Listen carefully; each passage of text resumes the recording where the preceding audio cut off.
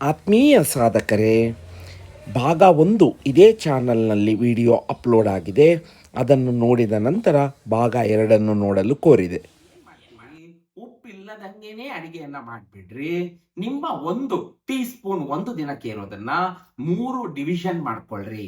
ಮೇಲುಪ್ಪಾಗಿ 1/3 tea spoon ಅನ್ನ ಮೇಲೆ ಹಾಕೊಂಡು ಅಡಿಗೆಯನ್ನ ತಿನ್ರಿ. ಅವಾಗ ಏನಾಗುತ್ತೆ, ಉಪ್ಪು ಬಾಯಿಗೆ ಬಡಿತದೆ, ಟೇಸ್ಟ್ ಅನ್ಸುತ್ತೆ, ಆಟೋಮೆಟಿಕಲಿ ನಿಮ್ಮ ಫುಲ್ ಟಿಫನ್ ನಿಮ್ಗೆ ಒಳಗೆ ಹೋಗುತ್ತೆ.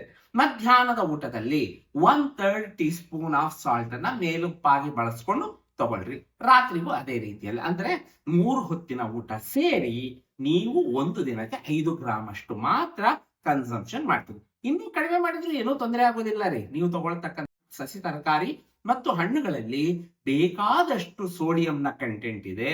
ಹಸಿ ತರಕಾರಿಗಳನ್ನ ಹೆಚ್ಚಾಗಿ ತಗೊಳ್ಳೋದ್ರಿಂದ ದೇಹಕ್ಕೆ ಅಗತ್ಯವಾದ ಸೋಡಿಯಂ ಅನ್ನ ನೀವಲ್ಲಿಂದ ಕೊಡ್ಲಿಕ್ಕೆ ಸಾಧ್ಯ ಆಗುತ್ತೆ. ಈಗ ಗ್ರೇಡ್ 1 ಹೈಪರ್ ಟೆನ್ಷನ್ ಅಲ್ಲಿ ಇರ್ತಕ್ಕಂಥವ್ರು ಏನ್ ಮಾಡ್ಬೇಕು, ಅಥವಾ BP ಗುಳಿಗೆಯನ್ನ ತಗೊಳ್ತಾನೆ ನಾನು BP ಗುಳಿಗೆಯ ಜೊತೆಯಲ್ಲಿ BP ಕಂಟ್ರೋಲ್ ಆಗಿದೆ ಅಂತಕ್ಕಂಥವ್ರು ನೀವು 4 ಗ್ರಾಮ್ನಷ್ಟು ಬಳಸಿ. 1 ಟೀ ಸ್ಪೂನ್ಗಿಂತಾನು ಕಡಿಮೆ ಪ್ರಮಾಣದಲ್ಲಿ ನೀವು ಇದನ್ನು ಬಳಸಬೇಕು.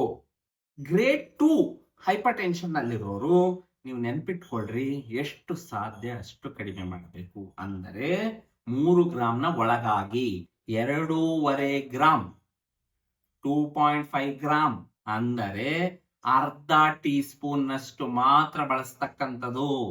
ಗ್ರೇಡ್ 3 ಅಲ್ಲಿರೋರು ನೀವು 1 ಗ್ರಾಮ್, 1 ಗ್ರಾಮ್ಗಿಂತಾನೆ ಜಾಸ್ತಿ ತಗೊಳಕ್ ಹೋಗ್ಬೇಡ್ರಿ. ಸಾಧ್ಯವಾದರೆ ಈ ಉಪ್ಪಿನ ಸಾವಾಸವನ್ನೇ ಬಿಟ್ಬಿಡ್ರಿ. ಆಲ್ರೆಡಿ ದೇಹದಲ್ಲಿ ಬೇಕಾದಷ್ಟು ಉಪ್ಪಿದೆ, ಮತ್ತೆ ಹೊರಗಿನಿಂದ ಉಪ್ಪನ್ನ ಸೇರಿಸ್ತಕ್ಕಂಥದ್ದು ಬೇಡ.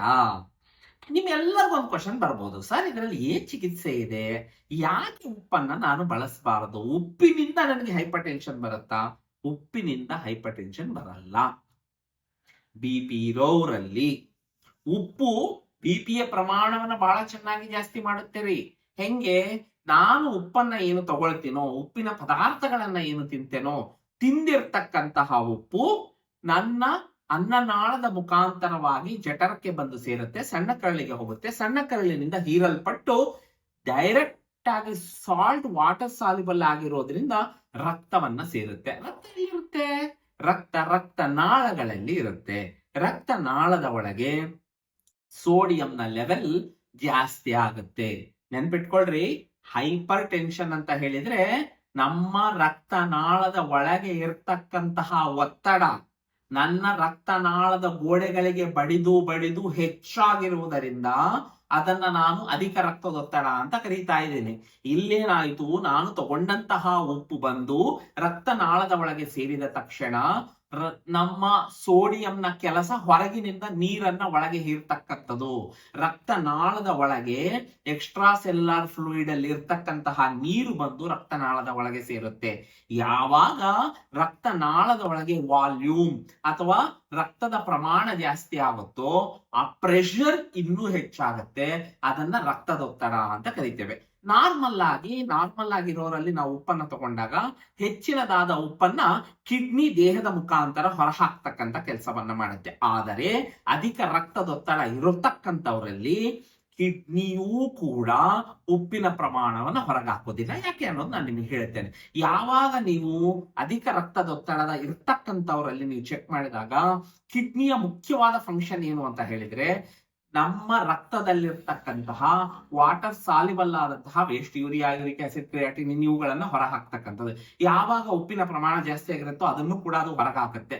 ಕಿಡ್ನಿಯ ಒಳಗೆ ಇರ್ತಕ್ಕಂತಹ ಕೋಶಗಳು ಮುಖ್ಯವಾಗಿ ಫಿಲ್ಟ್ರೇಷನ್ ಅಂತಕ್ಕಂತಹ ಕೆಲಸವನ್ನ ಮಾಡ್ತಕ್ಕಂಥವು ಗ್ಲಾಮರೂಲೈಗಳು. ಈ ಗ್ಲಾಮರೂಲೈಗಳು ಸಾಫ್ಟ್ ಆಗಿ ಇರ್ತಕ್ಕಂಥವು. ಯಾವಾಗ ರಕ್ತದಲ್ಲಿ ಪ್ರೆಷರ್ ಜಾಸ್ತಿ ಆಗುತ್ತೋ ಈ ಗ್ಲಾಮರೂಲೈಗಳು ಆ ಪ್ರೆಷರ್ ಅನ್ನ ತಡೀಲಿಕ್ಕೆ ಆಗೋದಿಲ್ಲ. ಅದು ರಪ್ಚರ್ ಆಗ್ತಕ್ಕಂತಹ, ಅವು ಸತ್ತೋಗ್ತಕ್ಕಂತಹ, ಅವಕ್ಕೆ ಹೆಚ್ಚಿನದಾದ ಒತ್ತಡ ಬಂದರೆ ತಡೀಲಿಕ್ಕೆ ಆಗ್ತಕ್ಕಂತಹ ಸ್ಟ್ರಕ್ಚರ್ಗಳಾಗಿರೋದ್ರಿಂದ ರಕ್ತನಾಳ ಅಂದ್ರೆ ಕಿಡ್ನಿಗೆ ಬರ್ತಕ್ಕಂತಹ ರಕ್ತನಾಳಗಳೇನಾಗುತ್ತೆ, ಹಾರ್ಡ್ ಆಗಿ ಅದಕ್ಕೆ ಪ್ರೆಷರ್ ಬರೋದನ್ನ ಕಡಿಮೆ ಮಾಡುತ್ತೆ. ಯಾವಾಗ ಆ ಗ್ಲಾಮರುಲೈಗಳಿಗೆ ಪ್ರೆಷರೇ ಕಡಿಮೆ ಆಗುತ್ತೋ ಈ ಫಿಲ್ಟ್ರೇಷನ್ ಮೆಕ್ಯಾನಿಸಮ್ ಅಲ್ಲಿ ಸೋಡಿಯಂ ಹೊರಗೆ ಹೋಗೋದು ನಿಂತುಬಿಡುತ್ತೆ. ಈಗ ಆಲ್ರೆಡಿ ಅಧಿಕ ರಕ್ತದೊತ್ತಡ ಇರೋರಿಗೆ ಮತ್ತೆ ಉಪ್ಪನ್ನ ಸೇರಿಸಿದಾಗ ಈ ಉಪ್ಪಿನ ಪ್ರಮಾಣವೂ ಹೊರಗೆ ಹೋಗೋದಿಲ್ಲ, ಜೊತೆಗೆ ಅಧಿಕವಾದ ರಕ್ತದೊತ್ತಡಕ್ಕೆ ಇನ್ನೊಂದು ಸ್ವಲ್ಪ ಅಧಿಕವಾದ ಒತ್ತಡ ಸೇರಿರೋದ್ರಿಂದ ಗ್ಲಾಮರುಲೈಗಳು ತನ್ನ ಫಂಕ್ಷನ್ ಅನ್ನ ನಿಲ್ಲಿಸ್ತವೆ. ಇದು ಹಿಂಗೆ ಕ್ರೋನಿಕ್ ಆಗಿ ಮುಂದುವರಿದಾಗ ಒಂದು ಸಾಲ್ಟ್ ಬಾಡಿಯಲ್ಲಿ ಉಳ್ಕೊಳ್ಳೋಕೆ ಸ್ಟಾರ್ಟ್ ಮಾಡುತ್ತೆ, ಒಂದು ಎರಡನೆಯದು ಪ್ರೆಷರ್ ತಡಿಲಿಕ್ಕಾಗದೆ ಕಿಡ್ನಿ ಫೇಲ್ಯೂರ್ ಆಗ್ತಕ್ಕಂಥದ್ದು, ಅದನ್ನ ನಾವು ಹೈಪರ್ ಟೆನ್ಸಿವ್ ನೆಫ್ರೋಪತಿ ಅಂತ ಕರಿತೇವೆ. ಹಾಗಾಗಿಯೇ ಉಪ್ಪಿನ ಪ್ರಮಾಣವನ್ನ ಎಷ್ಟು ಸಾಧ್ಯ ಅಷ್ಟು ನೀವು ಕಡಿಮೆ ಮಾಡಲೇಬೇಕು. ಅಧಿಕ ರಕ್ತದೊತ್ತಡ ಇರೋರಲ್ಲಿ ಎರಡು ಅತಿ ಮುಖ್ಯವಾದ ಲಕ್ಷಣಗಳು ಕಾಣಿಸ್ತವೆ. ಏನು ಅಂತ ಹೇಳಿದ್ರೆ, ರಕ್ತದ ಗೋಡೆಗಳು, ರಕ್ತನಾಳದ ಗೋಡೆಗಳೇನಿದೆ ಆ ಒಳಗಿನ ಲೇಯರ್ ಡ್ಯಾಮೇಜ್ ಆಗ್ಬಿಡುತ್ತೆ. ಆ ಡ್ಯಾಮೇಜ್ ಆಗಿರುವಂತಹ ಡೆಬ್ರೀಸ್ ಎಲ್ಲ ಸೇರ್ಕೊಂಡು ಅದು ಥ್ರಾಂಬಸ್ ಅಂತ ಫಾರ್ಮ್ ಆಗುತ್ತೆ.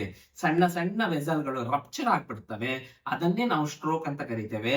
ಹಾಗಾಗಿ ಇವುಗಳನ್ನ ತಡಿಲಿಕ್ಕೆ ನಿಮ್ಮ BP ಮಾತ್ರೆಗಳ ಒಟ್ಟಿಗೆ ಈ ದಿನದಿಂದನೇ ನಾನು ಹೇಳಿದ ಹಾಗೆ ಯಾರ್ಯಾರು BP-ಗೆ ಇನ್ನು ಒಳಗಾಗಿಲ್ಲ ಅವರು 5 ಗ್ರಾಮ್ನಷ್ಟು ಬಳಸಿ.